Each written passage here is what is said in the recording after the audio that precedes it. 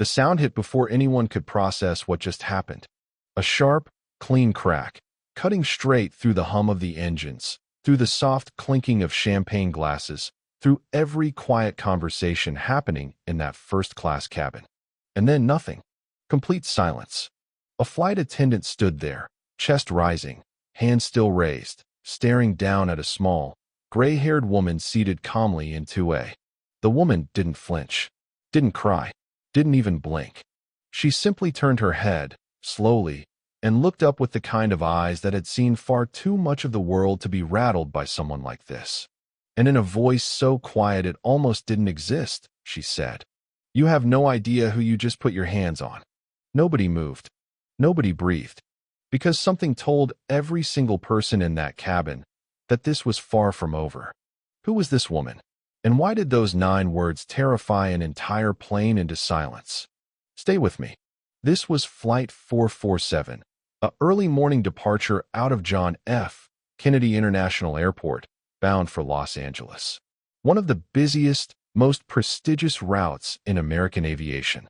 The kind of flight where first class smelled like warm leather and expensive cologne, where the lighting was deliberately soft, where every detail was engineered to make certain passengers feel like the world still belonged to them at 37,000 feet. The engines hummed at that low, constant frequency that somehow makes silence feel even deeper. Attendants moved like clockwork, precise, rehearsed, everything in its place. And for most people boarding that Tuesday morning, it was just another flight. But for 2 women on that plane, it would become the most defining morning of their lives, for completely different reasons. Natalie Corden had worked first-class routes for nearly 11 years. 11 years of champagne pours, of pre-flight briefings, of memorizing the difference between a passenger who deserved patience and one who deserved to be managed. That was the word she used internally, managed. She had developed a system over the years, a personal code. She could look at a person stepping through that jet bridge, and within seconds, before they even opened their mouth, she had already filed them into a category. Tailored blazer? Category A. Carry-on that cost more than her monthly rent? Category A. Confident stride, phone pressed to their ear, talking about markets or meetings? Absolutely Category A. Worn shoes? Nervous energy? Eyes scanning for help rather than expecting it? That was a different conversation entirely. She wasn't cruel. At least, that's what she told herself. She was efficient. She was professional. She had commendations in her file, compliments from executives, a reputation among the crew for running the tightest cabin on any route she worked. What nobody ever told Natalie, what she never stopped long enough to ask herself, was whether her efficiency had quietly become something uglier, whether her ability to read people had curdled, over 11 years, into something she would never have admitted out loud. She had a blind spot, and blind spots, by definition, are the things we never see coming. That Tuesday morning, she stood at the cabin entrance, back straight, smile calibrated, and began doing what she always did, reading the room, filing people away. And then the woman in the beige cardigan stepped on board. Her name was Marvella Holt, and she looked like nobody special. That was not an accident. She was 71 years old, with silver hair she kept neat but never fussed over, and the kind of posture that came not from vanity but from decades of walking into rooms that weren't built for her. She carried one bag, a simple structured tote, dark navy, no logo. She wore a beige cardigan over a white blouse. Small pearl earrings. Sensible flats. No assistant trailing behind her. No entourage. No one rushing ahead to clear the path. Just her, quiet and unhurried, moving through the jet bridge like someone who had absolutely nowhere to be and everywhere to be at the same time. The people who knew Marvella Holt understood that her stillness was not weakness. It was discipline, a lifetime of choosing not to perform power for people who hadn't earned the right to witness it. But nobody on that flight knew that yet, and Natalie Corden had already made up her mind. The moment Marvella stepped into the first-class cabin and turned towards seat 2A, Natalie moved. Not urgently, professionally, the way you move when you're absolutely certain you're right. "Excuse me, ma'am." Her voice was warm on the surface and cold underneath. "Can I help you find your seat?" Marvella glanced at her. I have it, thank you. First class is a ticketed section, Natalie continued, following 2 steps behind. I just want to make sure you're in the right place. Marvella set her bag down and settled into 2A, window seat, front row, with the ease of someone who had done it 1,000 times. I'm in the right place. Natalie's smile didn't move, but something behind her eyes shifted. I'll need to see your boarding pass. Without a word, Marvella reached into her tote and handed it over. Natalie took it, looked at it. But here is what she did not do. She did not scan it, did not cross-reference it with the manifest, did not take the 15 seconds required to actually verify what was printed right there in her hand. Because her mind was already made up. And in her experience, her mind was rarely wrong. This doesn't appear to be valid for first class, she said flatly. A man in 3B looked up from his newspaper. A woman across the aisle stopped typing. The cabin, almost imperceptibly, began to hold its breath. It is valid, Marvella said simply. No aggression, no desperation, just fact. Ma'am, I'm going to have to ask you to. I'm not moving. Still calm, still quiet. And that calmness, that absolute, unshakable stillness, was the thing that finally snapped something inside Natalie Corden. What happened next took less than 2 seconds. Natalie reached out and struck the boarding pass from Marvella's hand. The paper fluttered to the floor of the cabin in slow motion. At least, that's how every witness would later describe it. Slow, almost peaceful, completely surreal. And then the sound caught up with the moment. That sharp crack, the one that cut through everything. The one you already heard at the start of this story.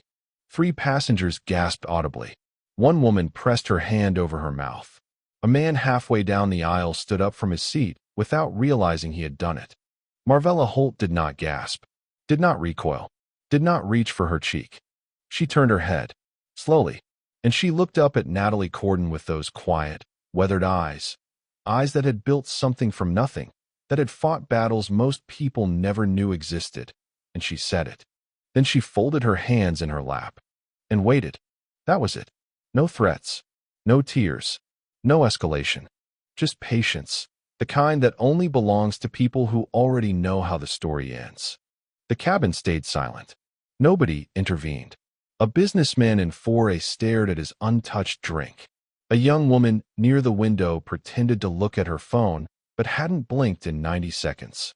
They were all watching, all waiting, all quietly carrying the weight of not having said a word. Have you ever been in a room where something wrong happened, and you stayed silent? Most of us have, and most of us never quite forget it. He appeared in the cabin doorway 4 minutes later. No announcement, no urgency. He was tall, somewhere in his late 40s. Wearing a charcoal suit with the kind of quiet precision that suggested it had been chosen, not worn. His name badge identified him as Regional Director of Operations, but nobody was reading name badges. They were reading his face, and his face said everything. He walked the length of the first-class cabin without looking left or right. No scan of the seats, no acknowledgement of the watching passengers. He walked directly, with absolute, unambiguous purpose, to seat 2A. And he stopped, and he lowered his head slightly, the way people do when they are speaking to someone they genuinely respect. We weren't expecting you on this routing, he said quietly. Is there anything you need? Natalie Corden stood 6 feet away and watched this exchange with something cold spreading through her chest.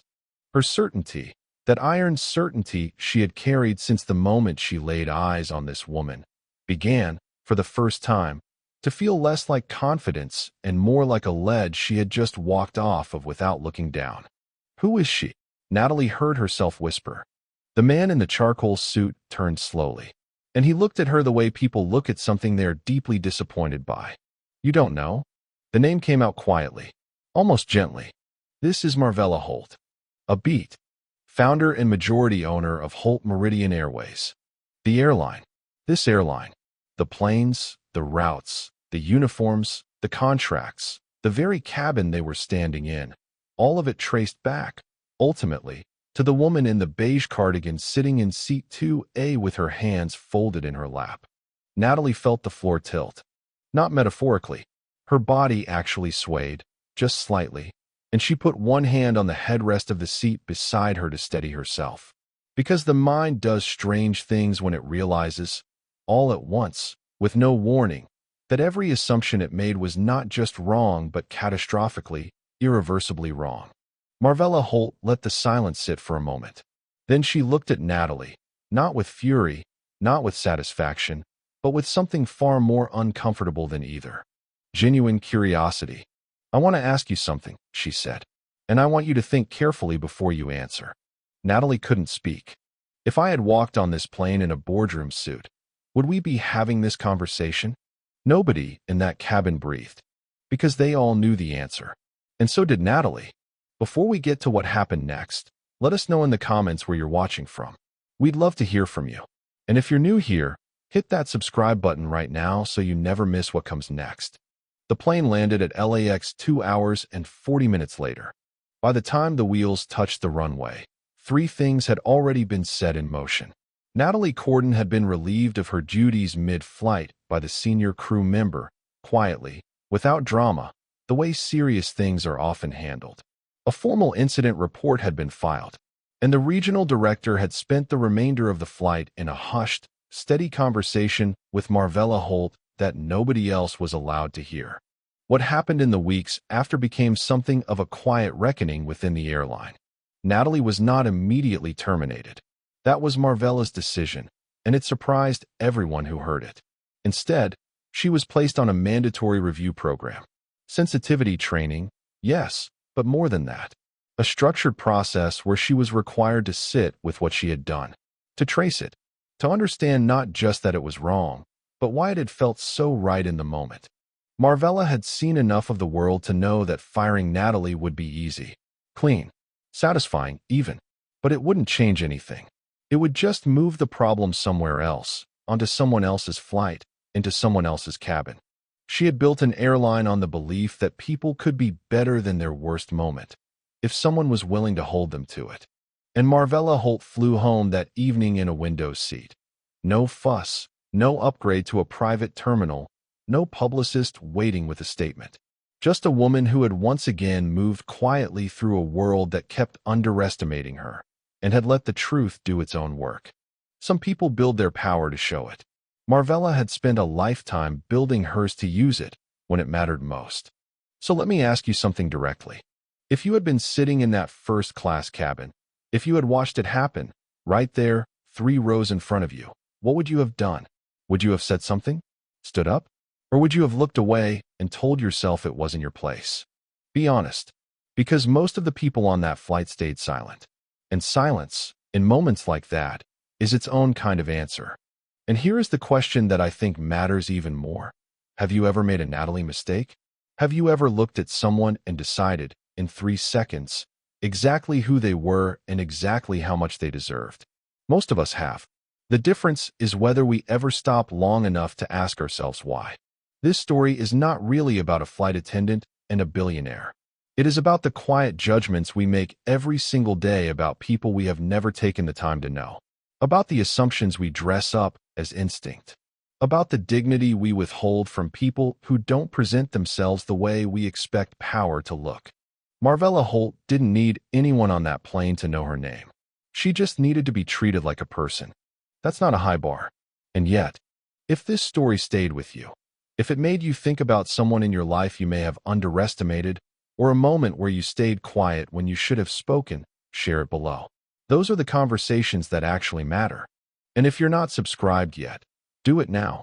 Not because we told you to, but because the next story we're bringing you is the kind that will have you questioning everything you think you know about the people closest to you. Don't miss it.